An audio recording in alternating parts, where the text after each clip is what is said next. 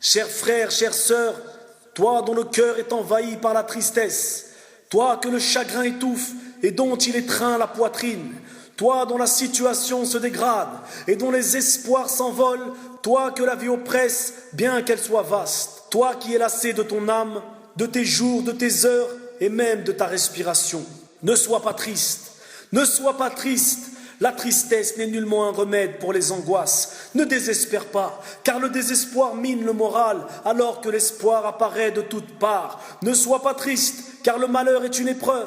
L'infortune, par la volonté d'Allah, est un test, et la catastrophe est un examen. C'est d'ailleurs lors de l'examen que la personne est honorée ou déshonorée. Allah nous gratifie du malheur pour nous éprouver. Qui de nous acceptera ou vacillera? Qui peut donc être la cause de ta tristesse? Si la cause est une maladie, c'est un bien pour toi. Son issue sera la guérison. Le prophète sallallahu alayhi wa sallam a dit: celui qu'Allah veut gratifier, il l'éprouve. Rapporté par Al-Bukhari. Allah subhanahu wa ta'ala a dit: et quand je suis malade, c'est lui qui me guérit. Si ta tristesse est due à un péché que tu as commis, alors médite le discours de ton maître qui est plus clément à ton égard que tu l'es envers toi-même. Il dit: قُلْ يَا عِبَادِي الَّذِينَ أَسْرَفُوا عَلَىٰ أَنفُسِهِمْ لَا تَقْنَطُوا مِنْ رَحْمَةِ اللَّهِ إِنَّ اللَّهَ يَغْفِرُ الذُّنُوبَ جَمِيعًا.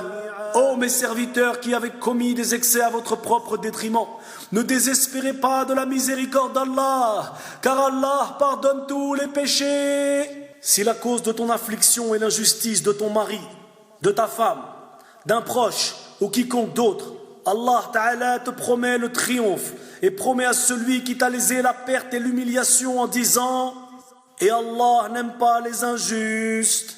Il dit aussi dans un récit prophétique à celui qui subit l'injustice: par ma grandeur et ma majesté, je te ferai triompher, même si c'est après un certain temps. Allah Azza wa Jal dit: Allah a bien entendu la parole de celle qui discutait avec toi à propos de son époux et se plaignait à Allah. Et Allah entendait votre conversation, car Allah est audient et clairvoyant. Si la tristesse est due à la pauvreté et au besoin, sois patient, patiente, et réjouis-toi, car Allah subhanahu wa ta'ala a dit: nous vous éprouverons très certainement par un peu de peur, de faim et de diminution de biens, de personnes et de fruits, et fais la bonne annonce aux endurants. Alhamdulillah, Allahu Akbar. Si tes tourments sont dus à la stérilité ou au peu d'enfants, tu n'es pas la première ni le premier à ne pas avoir des enfants, et tu n'es pas responsable de la création.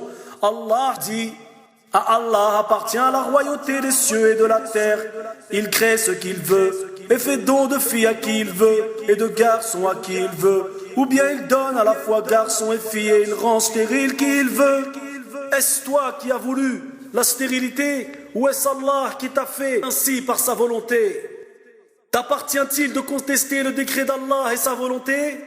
Ton époux, ta femme ou tout autre a-t-il le droit de t'en vouloir pour cela? S'il le faisait, il s'opposerait à Allah et non à toi. Il lutterait contre le décret divin et le blâmerait. Pourquoi donc le chagrin alors que tout appartient à Allah?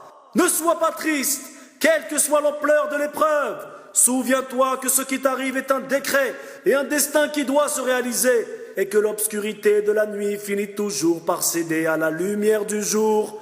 Voici, chères sœurs, chers frères, quelques paroles grâce auxquelles tu pourras repousser le chagrin. Ils ont été sélectionnés pour toi de la lanterne de la prophétie pour qu'elles éclairent ton chemin et dissipent tes tristesses avec la permission d'Allah.